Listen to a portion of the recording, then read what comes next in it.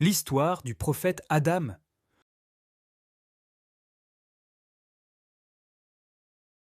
Au début, rien n'existait. Puis Allah a décidé de créer l'univers. Il créa les étoiles, le soleil et les planètes. Ensuite, il créa la terre, et à l'intérieur de la terre, il créa la mer, les montagnes, les arbres et tous les animaux. Il a tout créé seul, sans l'aide de personne. Car quand Allah veut créer quelque chose, il dit Kun, et d'un coup, la chose apparaît. Ensuite, Allah décida de créer un homme à partir de la terre du sol. Lorsque cet homme fut formé, il était immobile. Alors, Allah lui insuffla la vie, et l'homme commença à bouger.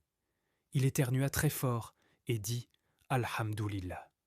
Cet homme était le premier de tous les hommes. Il s'appelait Adam. Adam était très spécial, car Allah l'avait choisi pour gouverner toute la terre.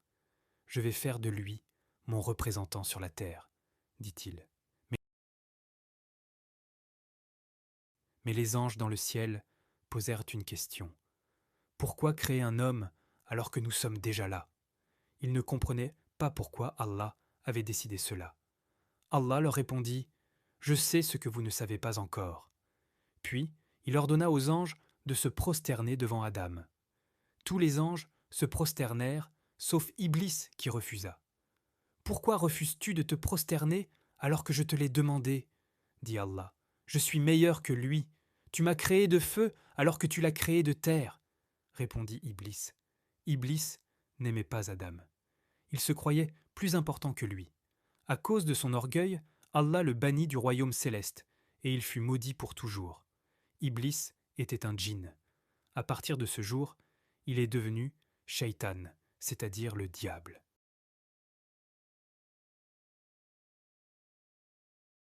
Un jour, Allah décida de créer une femme à partir d'une des côtes d'Adam.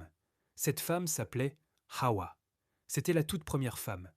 Ensuite, Adam et sa femme Hawa furent emmenés au paradis. C'était un endroit vraiment magnifique. Ils avaient là tout ce qu'ils voulaient. Il ne manquait de rien et la température y était agréable.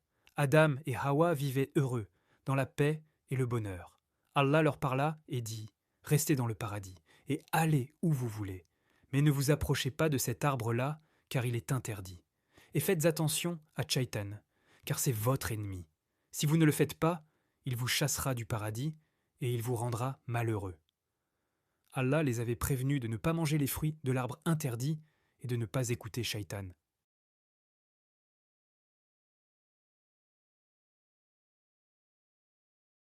Mais voici, un jour, Shaitan s'approcha d'Adam et Hawa et dit Savez-vous pourquoi Allah vous a interdit de vous approcher de cet arbre?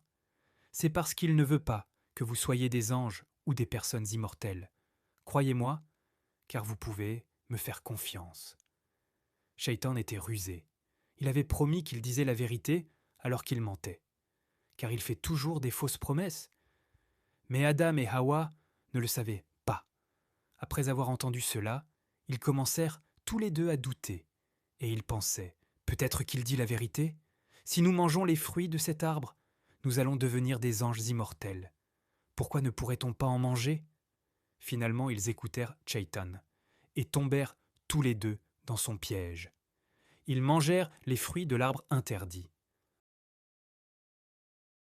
Après avoir mangé les fruits de l'arbre interdit, Allah les appela et dit Qu'avez-vous fait?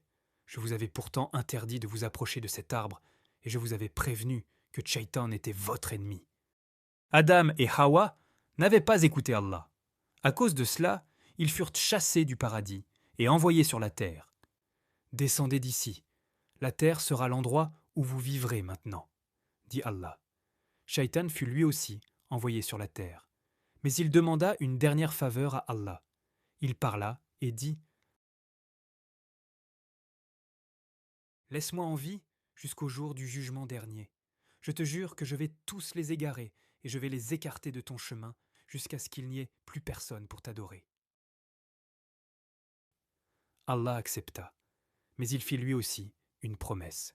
Il dit Tu entreras en enfer, et tous ceux qui t'écouteront aussi, mais ceux qui m'écouteront entreront au paradis. Lorsqu'ils furent envoyés sur terre, Adam et Hawa avaient compris leur faute. Ils regrettaient vraiment. Adam demandait pardon nuit et jour. Il ne cessait de pleurer à cause de ce qu'il avait fait. Il avait compris qu'il fallait toujours écouter Allah, et que celui qui écoute Shaitan finit toujours par être malheureux. Alors, Allah pardonna à Adam et Hawa, car Allah pardonne toujours à celui qui demande pardon sincèrement et qui arrête de faire le mal. Allah est clément et miséricordieux. À partir de ce jour, Adam écoutait toujours Allah, et il enseigna à ses enfants à faire de même. Allah parla au prophète Adam et lui dit : « Je vous enverrai un guide. Celui qui m'écoute sera sur le bon chemin et il ne sera pas malheureux. Mais celui qui n'écoute pas aura une vie pénible.